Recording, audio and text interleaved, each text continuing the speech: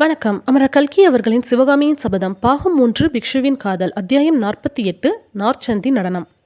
கடவுள் ஒருவர் இருப்பது உண்மையானால், அவர் கருணாமூர்த்தி என்பதும் உண்மையானால், உலகத்தில் ஏன் இத்தனை துன்பங்களை வைத்திருக்கிறார்?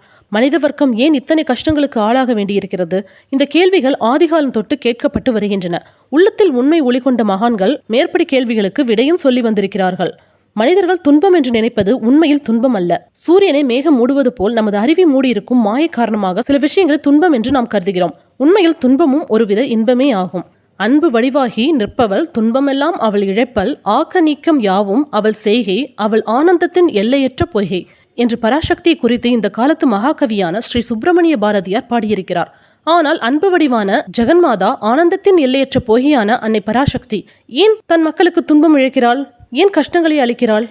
துன்பம் என்றும் கஷ்டம் என்றும் நாம் எண்ணிக்கொள்கிறோமே தவிர உண்மையில் அவை துன்பங்களும் அல்ல, கஷ்டங்களும் அல்ல. அறிவு தெளிவோடு பார்த்தால் நாம் துன்பம் என்று நினைத்ததும் இன்பம்தான், கஷ்டம் என்று கருதியதும் சுகம்தான். இந்த தத்துவத்தை நம்புவது அவ்வளவு சுலபமான காரியம் அல்ல. துன்பத்திலே இன்பமாவது, கஷ்டத்திலே சுகமாவது என்ற அவநம்பிக்கை உண்டாகத்தான் செய்யும். ஆயினும் நமது வாழ்க்கை அனுபவத்திலேயே சில விஷயங்களை ஆலோசித்து பார்த்தால் மேற்படி தத்துவத்தில் உண்மை உண்டு என்று அறியலாம். சோக ரசமுள்ள கதைகள், காவியங்களை படிக்கிறோம், சோகமயமான நாடகங்களை பார்க்கிறோம், சோகத்தை ஊட்டும் கீதங்களை பாடுகிறோம், கேட்கிறோம். இப்படியெல்லாம் துன்பத்தை நாமத்தானே தேடி அனுபவிக்கிறோம். எதற்காக? அந்த துன்பங்களிலே எல்லாம் உள்ளுக்குள்ளே இன்பம் பொதிந்திருப்பதனாலே தானே. நமது வாழ்க்கையில் எத்தனையோ கஷ்டங்களை அனுபவிக்கிறோம். அனுபவிக்கும் போது கஷ்டமாக இருக்கிறது, இது சகிக்க முடியாத கஷ்டம் என்று தோன்றுகிறது. இந்த வாழ்க்கையே வேண்டாம் என்று தீர்மானிக்கிறோம். எல்லா கஷ்டங்களையும் எப்படியோ சகித்துக் கொள்கிறோம். அப்படி நாம் அனுபவித்த சகிக்க முடியாத கஷ்டங்களை சில வருஷ காலம் கழித்து நினைத்து பார்க்கும் போது ஒரு வகை அபூர்வ இன்பம் ஏற்படுகிறது. பழைய கஷ்டங்களை நினைத்து பார்ப்பதிலும் அவற்றை குறித்து பேசுவதிலும் சந்தோஷமே அடைகிறோம். சீதாதேவி வனவாசத்தின் போது அனுபவித்த துன்பங்களுக்கு எல்லையே இல்லை. அவ்வளவு துன்பங்களை பெண்ணாய் பிறந்த யாரும் அனுபவித்திருக்க முடியாது. ஆயினும் அயோத்தி அரண்மனையில் ஸ்ரீ ராமபிரானுடைய பட்ட மகிழ்ச்சியாக சீதை வாழ்ந்த காலத்திலும், அதிலும் கற்பம் தரித்திருந்த சமயத்தில், உனக்கு எதிலாவது ஆசை உண்டா என்று ராமன் கேட்டபோது சீதை என்ன சொன்னாள்? மறுபடியும் காட்டுக்கு போய் அங்கே நான் கஷ்டப்பட்ட இடங்களை எல்லாம் பார்க்க வேண்டும் என்று ஆசையா இருக்கிறது என்றார். துன்பம் என்பது உண்மையில் துன்பம் அல்ல. அவ்விதம் நினைக்க செய்வது மாயையின் காரியம். துன்பத்திற்குள்ளேயும் இன்பம்தான் இருக்கிறது என்று சொல்லும் வேதாந்த உண்மையை மேற்படி சீதையின் கோரிக்கை நன்கு நிரூபித்திருக்கிறதல்லவா?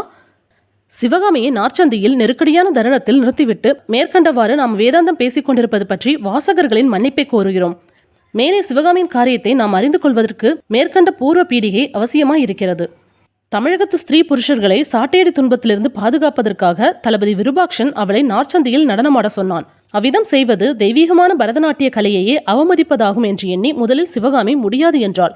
ஆனால் விருபாக்ஷனின் குரூர கட்டளையின் பேரில் சுளீர் என்ற சாட்டையடி சத்தம் கேட்டதும் சிவகாமியின் மன உறுதி பறந்து போய்விட்டது.